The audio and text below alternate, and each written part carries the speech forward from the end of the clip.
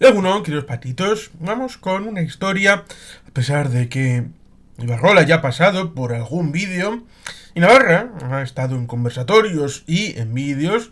Ahora tenemos la declaración de que Ibarrola defiende el fuero navarro como solidario frente al pacto entre el PSOE y RC, olvidando, evidentemente, pequeños detallitos como el hecho de que el supuesto pacto que está por verse fue con RC, pero también con Junts. Que igual tiene la misma consideración para el actual Junts como para el actual Esquerra. Es probable. Pero, evidentemente, uno no puede mencionar solamente a Esquerra porque quiera vincular Esquerra con Bildu, Bildu con Chivite, Chivite con el gobierno de Navarra en donde no está UPN desde 2015. Por tanto, ahí tenemos un asunto interesante por tres facetas. Una, la propia realidad de UPN. Dos, la situación respecto de Navarra hacia afuera. Y tres, la respecto de Navarra hacia adentro. Como digo, tengo una serie de vídeos e incluso conversatorios hablando sobre Navarra y probablemente vengan más vídeos y más conversatorios. Uno de los últimos vídeos fue referido al hecho de que Ibarrola, concejal en Pamplona, sin quitar mérito, pero tampoco dando más de lo que tiene, es una concejal de oposición. Ya no es alcaldesa, no es parlamentaria, y en el Parlamento de Navarra no hay jefe de la oposición. Cosa que sí hay en el Parlamento de Cataluña. Por eso igual le gusta hablar de Esquerra. Porque después de la presidencia en la Generalitat del señor Pere Aragonés, el jefe de la oposición, que entonces era del PSC, tal vez, o de Junts. Porque claro, como empezaron un gobierno entre Esquerra y Junts, pero luego Junts salió del gobierno, bueno, parece que esa figura, por lo menos, que se instituyó hace como un cuarto de siglo para Artur Mas, le gusta a Ibarrola hasta el punto de que quiere, de facto, aunque no esté de jure establecido así, que en Navarra ella ejerza visiblemente como lideresa de la oposición, lo cual resulta de todo punto curioso porque evidentemente no creo que la asuman como lideresa de la oposición ni el PP ni Vox, teniendo en cuenta lo que ha ocurrido en las elecciones generales en Navarra y lo que ha ocurrido en el ámbito de las elecciones europeas, donde ni siquiera UPN se dignó en presentar a las elecciones pensando como que, bueno, en Europa no hay nada que resulte interesante pelear por ello para los navarros, ¿verdad? Lo cual ciertamente es alucinante. Con lo cual, internamente dentro de UPN tienen un problema histórico con esta tercera legislatura consecutiva fuera del gobierno foral y con la dificultad de haber perdido incluso la ciudad de Pamplona. Algunos de esos muchachas, hablan de Navarra, la alcaldía de Navarra, incluso lo admirado la mata, que en una cuestión de cierto exdiputado del PP con cierta cosa en una muralla de Pamplona, ligado en teoría a Caja Navarra, pues hablaba de ir desde Madrid al Ayuntamiento de Navarra, no Ayuntamiento de Pamplona. Si a él sale de esa manera, pues imaginemos a gente que lo haga con maldad y con maledicencia. Por lo tanto, hay que tener primero cuidado, respeto, porque alguno llegó a Navarra hablando de no voy a hablar de comunidad autónoma, voy a hablar de comunidad foral porque los demás no tienen respeto por Navarra. Ya, y luego en otro corte lo puedes encontrar, porque Navarra es una comunidad autónoma. Esto del postureo es algo horrible y no se debe aceptar. Por más que, evidentemente, en el caso de Navarra, respecto a lo de afuera, ya la presidenta Yolanda Barcina, cuando lo fue, después de la presidencia de Miguel Sanz y la teoría del quesito, tuvo la brillante idea de ir a Intereconomía. ¿Para qué? Pues como salía el tema recurrente de la foralidad y del cupo y del concierto, Decir, no, no, no, el convenio y la aportación son solidarios, a pesar de que ya en 1990 cogieron el molde concreto de lo que Pedro Luis Uriarte de Santa Marina firmó con el señor Jaime García Añoveros. No. Jaime García Añoveros era de alguien... ¿Era cristiano?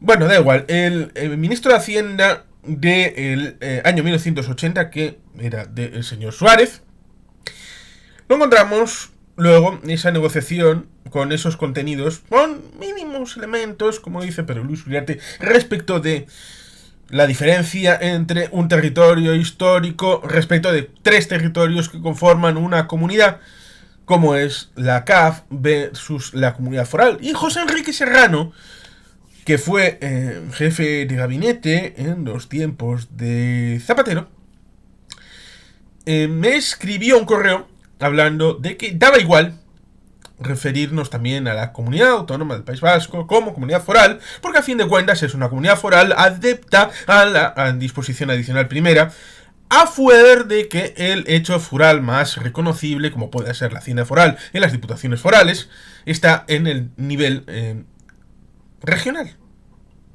Vizcaya, Guipúzcoa, Álava, y no a nivel nacional, como es en el ámbito de la comunidad autónoma. Por tanto, ahí siempre hay más matizaciones de las que uno pueda tener, en donde, ciertamente, como en un reciente artículo, bueno, reciente de hace un par de semanas, de José Ambelocchi, hablaba de que, a fin de cuentas, en el día a día, más allá de este trasfondo, en donde hay un mismo sistema que se llama Convenio Navarra, que se llama Concierto en Euskadi, Navarra, el caso de la República Federal Alemana, nadie tenía problemas de seguir llamando Alemania a la República Federal cuando también había otras Alemanias. Sin ir más lejos, la República Democrática Alemana. Dejó de lado mapas irredentistas de la República Democrática Alemana respecto del territorio de Poznan, de Silesia, de Prusia Oriental, que alguno hubo, e incluso uno ligado a la CDU Oriental. Por tanto, cuando uno se afronta a estos temas, evidentemente tiene que abrir campo y no ser alguien que se ponga reduccionista y que se meta en asuntos simplificadores, simplistas, de visiones bastante sencillas. Porque evidentemente Ibarrola está luchando contra el PP en Navarra y con el discurso que ellos llaman nacional, tratando de captar votantes que sientan lo que el votante del PP medio, no en Navarra, en cualquier lugar de España, puede sentir respecto de ese pacto, pero que es un pacto que todavía no he explicado. Es un pacto que lo han puesto negro sobre blanco en una investidura para presidente del gobierno de España respecto del 23 de julio de 2023. Lo han puesto otra vez negro sobre blanco en la investidura de Salvador Illa para presidente de la Generalitat de Cataluña. Pero falta lo más importante. ¿Cuál es el contenido práctico y la forma de tramitarlo? La forma de convertir ese modelo singular, el panellet fiscal, la sardana fiscal, el pacto fiscal, de Cataluña, meterlo ¿cómo? Porque alguien piensa que, como sucede en el País Vasco y en Navarra con respecto al estatuto de cada una de las comunidades, se vaya a reformar el estatuto de Cataluña para meter que el modelo de financiación va a ser X, el que sea. ¿Va a ser a través de una renovación de la LOFCA, cuya primera redacción es de septiembre de 1980? ¿Va a ser una ley orgánica aparte, específica, que regule el marco general de ese nuevo sistema singular de Cataluña? Claro, estas son preguntas que son importantes, uno sea catalán o no, incluso uno sea ciudadano del Estado español o no, debido a la importancia como modelos alternativos en la Unión Europea y en las regiones que puedan componer Estados miembros en la Unión Europea, teniendo en cuenta que problemáticas subestatales de reconocimiento nacional existen en buena parte de la Unión Europea y con ciertos tintes en la parte occidental, con otros tintes en la parte oriental. Estamos hablando, por ejemplo, del pueblo Zekeler en la parte de Rumanía, alemanes en la parte de Silesia, por ejemplo. Y fuera, pues podemos hablar de húngaros en la Voivodina, en la parte del norte de Serbia, o podemos hablar de búlgaros en Macedonia del Norte, que esto retrasa la posible incorporación de Macedonia del Norte a la Unión Europea, después de haber resuelto el problema con Grecia por el tema de la nomenclatura. Por tanto, siempre que uno se afronta a todas estas vicisitudes, por ejemplo, el tema de Escocia con respecto al Reino Unido, podría ser un vector interesante, el tema de la financiación. Evidentemente, ahí tenemos que aprender que los conflictos, las realidades, los proyectos nacionales son más complejos que una frase para una rueda de prensa o un mensaje en Twitter, X, señor Elon Musk.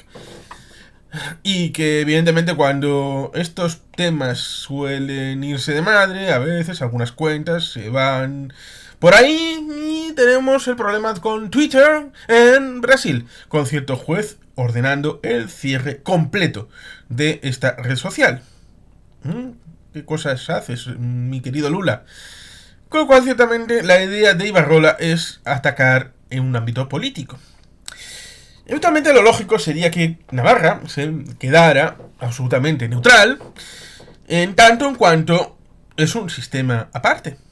La foralidad, en teoría reconocida en el ámbito de la ley paccionada de 1841, recordemos el juramento de 1930 de Manuel de Irujo respecto de esta situación cuando tuvo que juramentarse para un cargo público en Navarra.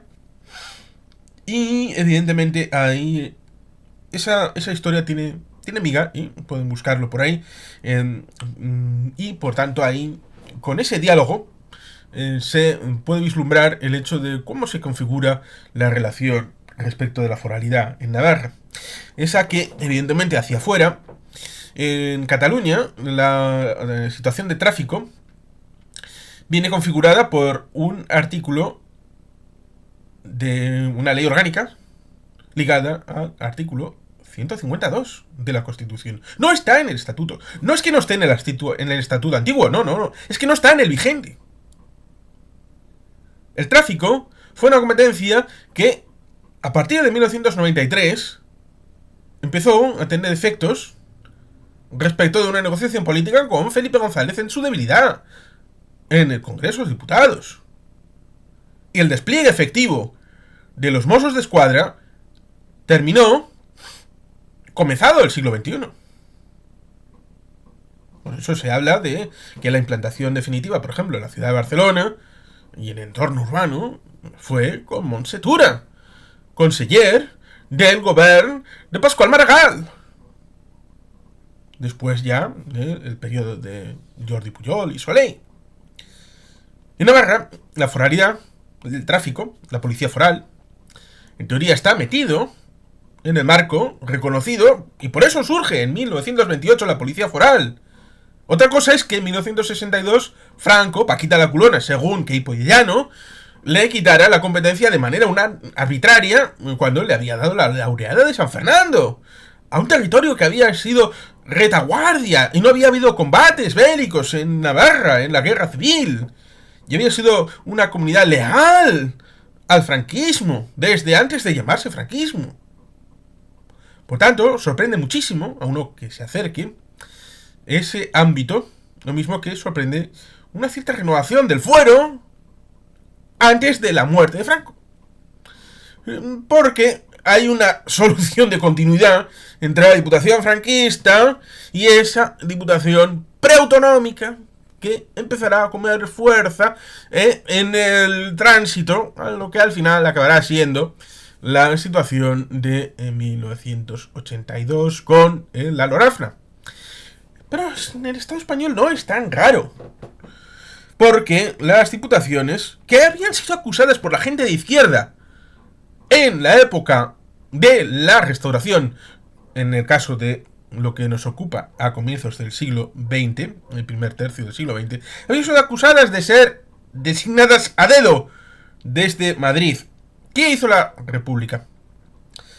Las diputaciones provinciales fueron directamente designadas a dedo por los gobiernos republicanos desde Madrid.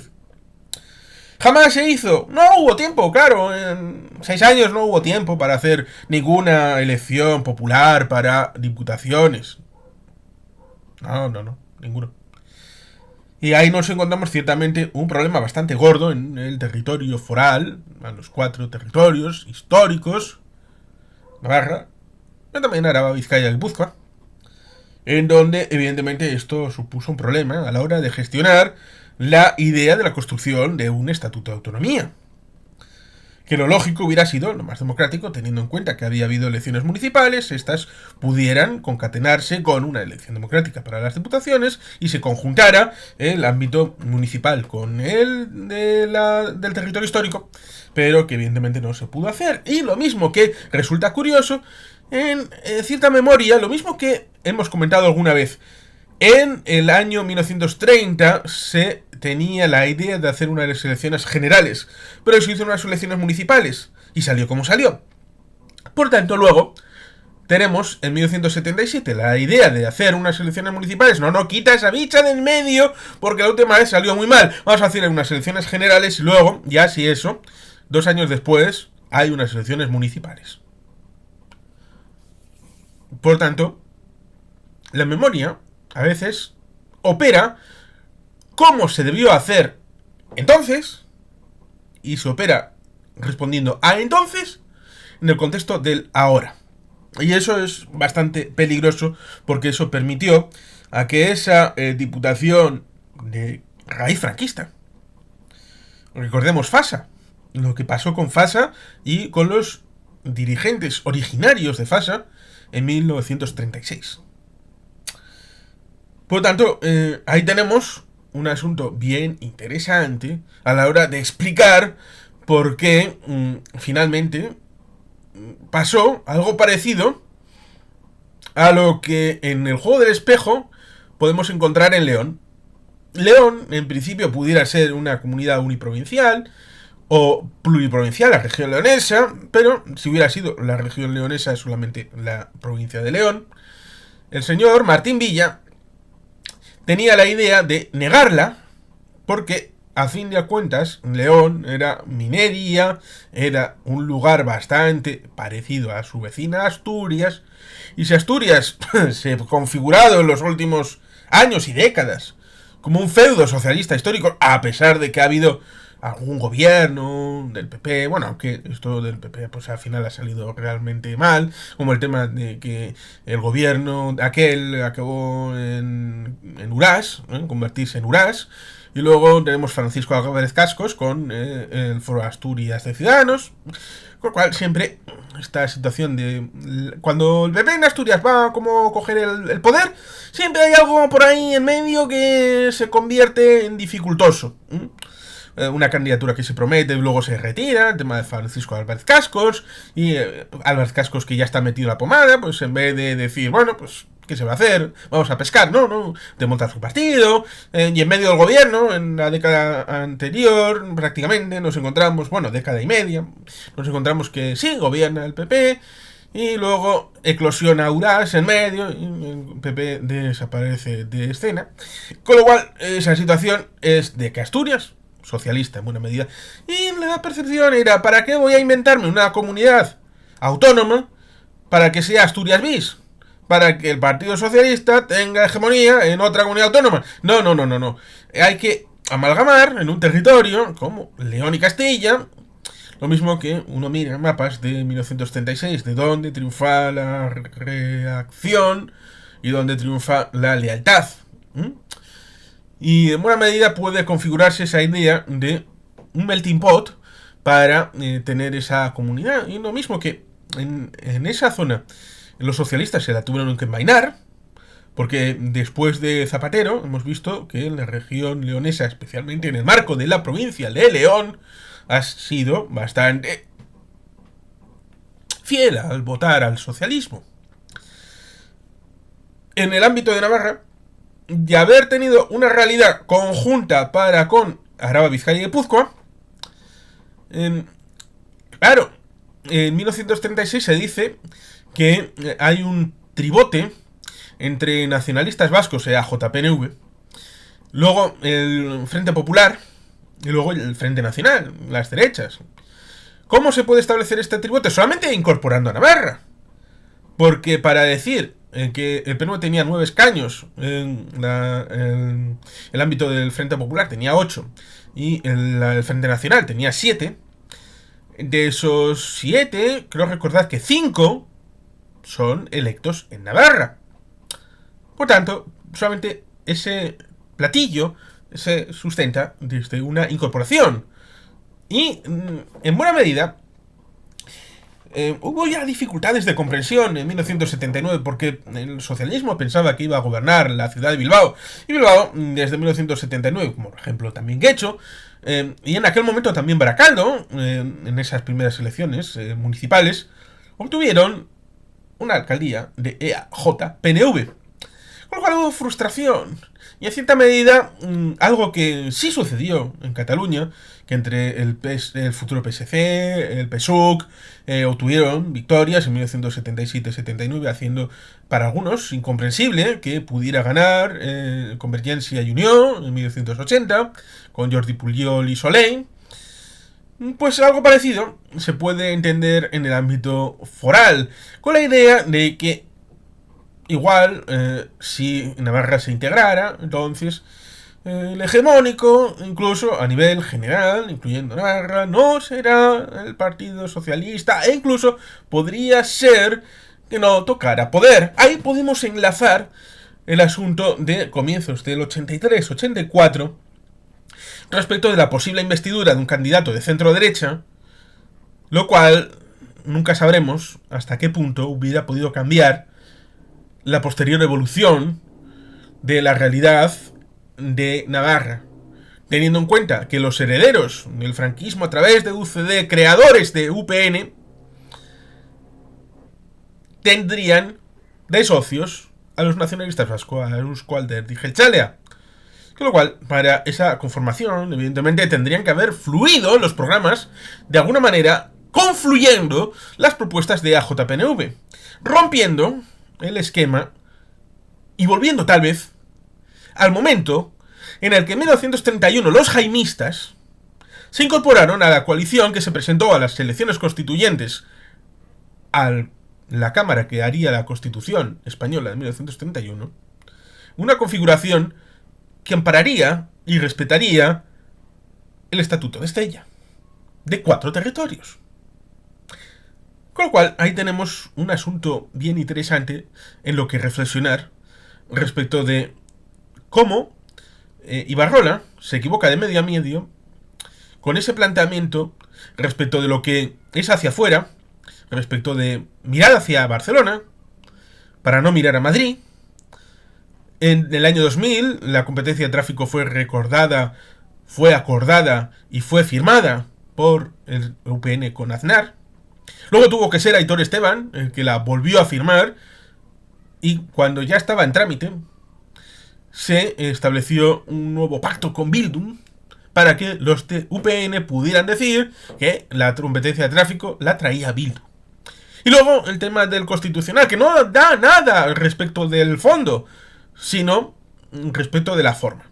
Lo cual, como digo, alucina, teniendo en cuenta de que en Cataluña sigue estando la competencia de tráfico cedida por el artículo 150.2 y no ha habido la asunción de la fórmula incorporándola en el Estatuto de Cataluña.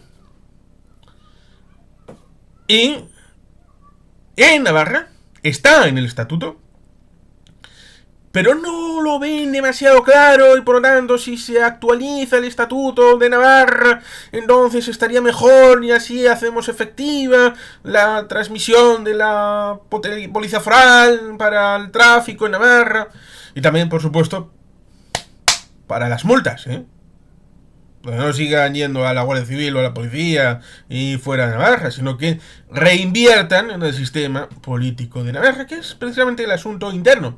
No solamente mirar hacia afuera, sino también mirar hacia adentro. ¿Para qué quiere Navarra la foralidad? ¿Qué considera Navarra que es la foralidad? ¿Qué piensa la mayoría de los navarros que son vascos y navarros? ¿Navarros y españoles? ¿Solo navarros? ¿Navarros y franceses? ¿La mirada de ultrapuertos? ¿Ha pensado desde el Parlamento Foral, el Parlamento de Navarra, recuperar las merindades para algo? Murcia y Asturias tienen divisiones subregionales a nivel de comunidad autónoma en las elecciones.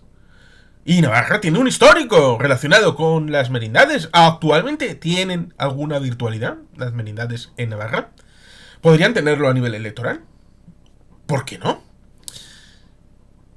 Otra cosa sería eliminar cualquier posibilidad del asunto de las merindades. Pero entonces usted me quita la zonificación lingüística. Porque si usted me pone zonificación lingüística, entonces pónganme merindades. Es el mismo principio. ¿Para qué quiere usted foralidad? ¿Qué es la foralidad para usted? ¿Cuál es el nivel de competencia que quiere de Navarra? ¿Para qué? ¿Para compartir con otros territorios? ¿De manera voluntaria o de manera obligada? Que lo obliguen a hacer una multilateralidad respecto de otras comunidades en las que usted hable de financiación, de educación, de sanidad, como si fuera Extremadura, o Murcia, o Galicia. O Navarra tiene un esquema propio con unas competencias que solamente responden ante instituciones propias, Parlamento Foral, Gobierno Foral, la ciudadanía. ¿Qué incluye? ¿Incluye los eólicos?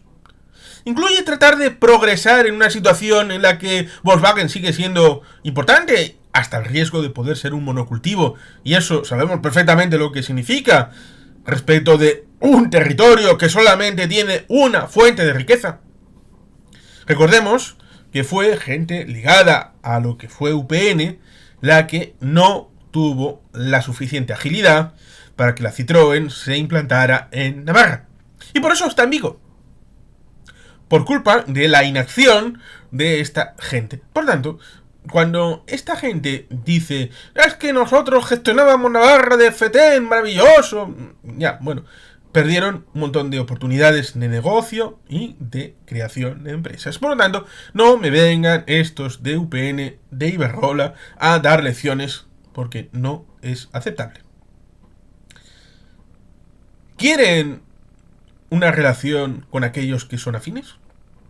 Porque, ciertamente, el amigo José Beloki dice que hay que desacralizar el término de Euskadi, porque eso aleja la posibilidad de entendimiento y de la construcción de un proyecto nacional, lo cual el Sabino Arana lo sabía perfectamente hasta el punto de sacrificar el nombre del señorío Vizcaya para incluir primero en Euskeria, luego en Euskadi, el territorio de Navarra, pero no solamente el de Navarra, sino también Vizcaya, Guipúzcoa y Álava, en una realidad histórica que evidentemente él, cuando construye el Euskadi Buru Batzar, EAJPNV, el 31 de julio de 1895, lo hace en la vicisitud de que él aporta el Bizkai Buru Batzar para que luego, posteriormente, el Gipuzkoa Buru Batzar, el Araba Buru Batzar y el Napar Buru Batzar incorporen no solamente su realidad institucional, política, jurídico-política, sino también incorporen su reflexión respecto de su propia historia que puedan incorporar al relato común nacional del pueblo vasco Euskadi. Por humildad, Sabino Arana aporta Vizcaya. No se mete en los otros territorios por respeto a los demás miembros de la nación vasca. Esto se ha visto de alguna u otra manera por interpretaciones posteriores. ¿Dónde está el problema? En un artículo que escribí sobre el tema Vizcaya en Navarra, el problema para Iberdrola y para gente de su pensamiento no está en el que el ente común se llame Euskadi, Euskeria, ni Euskal Herria, ni Vasconia, ni Vascongadas, ni siquiera si se llama Navarra, al conjunto de los 4 territorios forales. Lo importante es que EAJPNV, o todavía peor, Bildu, puedan tener presencia y capacidad de influencia. Y esto supuso un cambio en los años 20 respecto de la conceptualización que tenían previamente a EAJ-PNV como un modelo, sí, cristiano, sí, un poquito regional en su conceptualización de este término, que podía ser de ayuda para aglutinar una masa crítica, como podían haber sido, por ejemplo, de haber funcionado los euskalríacos de Sagarminaga, o algo más o menos parecido.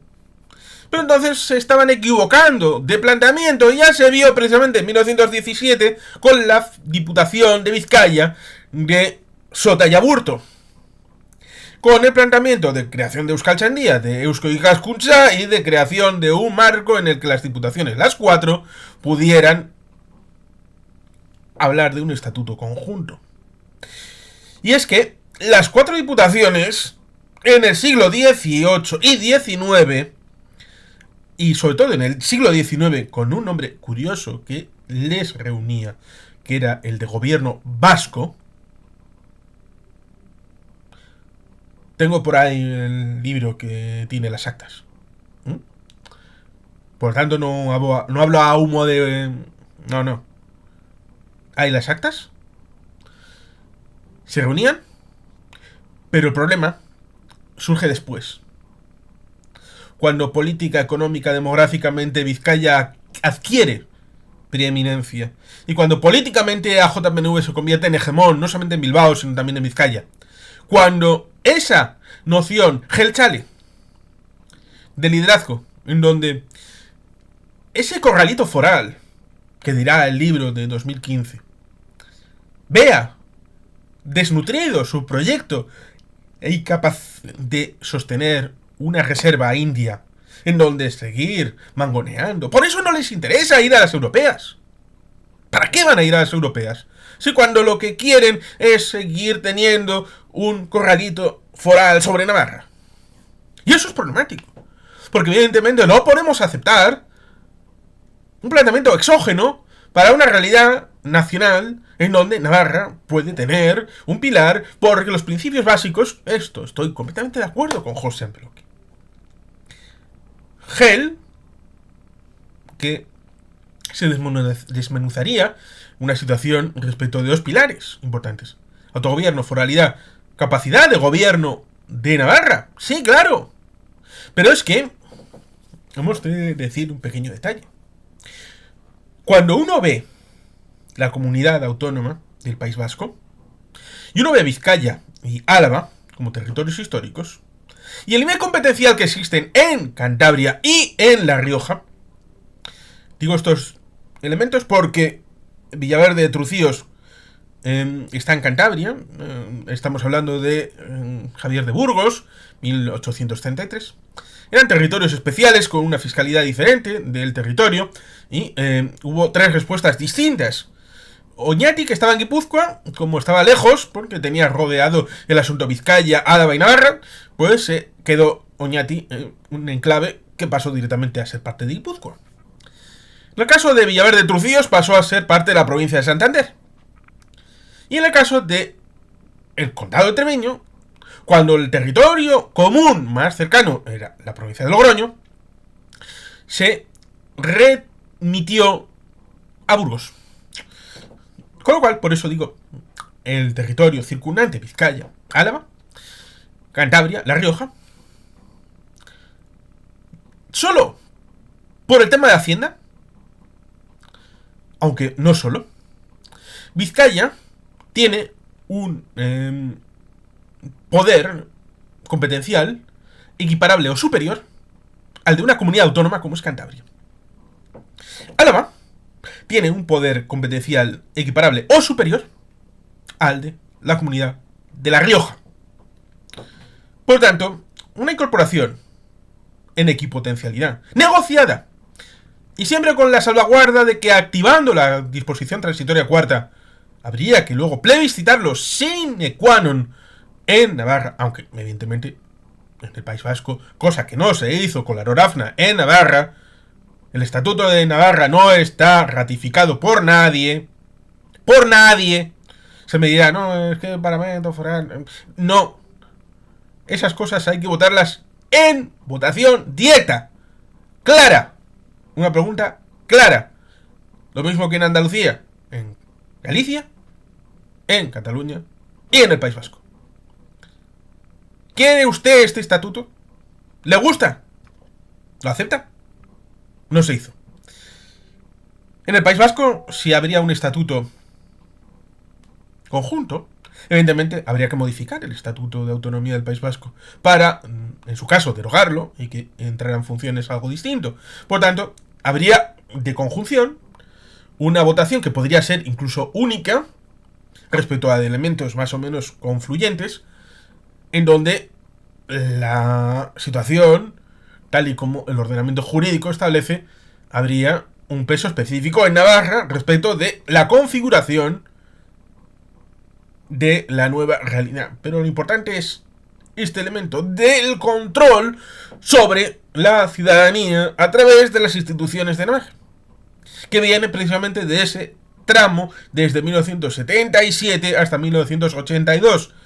Y por lo tanto, no podemos estar en la disquisición respecto de hasta qué punto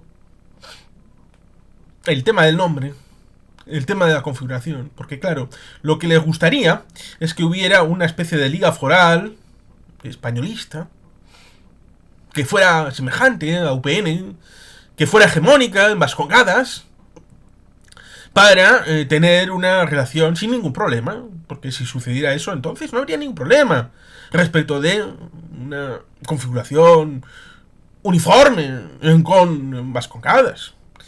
Lo mismo que si hubiera una foralidad, que está en el Estatuto de Aragón. Si hubiera una foralidad efectiva, equivalente a la que hay en Navarra, no habría ningún problema respecto de una posible unificación de Navarra con Aragón. Ningún problema. Y recordemos, tampoco con La Rioja, teniendo en cuenta de que hubo un reino de Pamplona y Nájera. Y la mitad de los reyes de Navarra están enterrados en Nájera. Por tanto, la cuestión tiene que tener alguna justificación, alguna razón. Y esa razón es la existencia de AJPNV. No la soportan. Y luego soportan menos la existencia de Bildu. Con lo cual, UPN tendrá que afrontar esa situación, porque está capiti disminuida por culpa de el PP. ¿Y cuál va a ser su alma? El alma va a ser la de defender la foralidad, el convenio, defender la policía foral, defender la posibilidad del autogobierno en todos los órdenes de la educación, hasta la educación universitaria. Va a ser la sanidad para poder plantear todas las organizaciones necesarias en el cálculo público-privado, en los convenios e impulso a través de la Consejería de Sanidad, del Departamento de Sanidad. No a través de unos vínculos inconfesables con cualquiera grupo que puedan tener una clínica privada, que vayan a ordenar el ámbito público, que es el de todos. Dejo de lado el tema de estadios por ahí y por allí, porque eso uniría al Sadar con Romareda. La forma de afrontar asuntos de equipos de fútbol, porque luego también me dirán, no, San Mamés, pues ya, pero Anoeta también, el Real Arena, y Mendizorroza, e Ipurúa. Con lo que nos meteríamos en asuntos de otro costal, o tal vez no. ¿Cuándo fue la última vez que la selección de Navarra de fútbol jugó? ¿Y por qué jugó entonces? ¿Y por qué no juega ya? Claro, es que las cosas hay que decirlas. ¿Por qué se creó la selección española de surf a través de la Federación Española de Surf? ¿Por algo propositivo? ¿O por algo reactivo? Para que aquel no pueda tener su selección propia. Por lo que las cosas, evidentemente, tienen una vertiente poliédrica que merece la pena decir. Y por eso, esa triple vertiente que he tratado más o menos de exponer respecto de que Ibarrola, cuando define el tema del fuero de Navarra como solidario frente al pacto entre el PSOE y RC, primero, UPN tiene un problema interno. Segundo,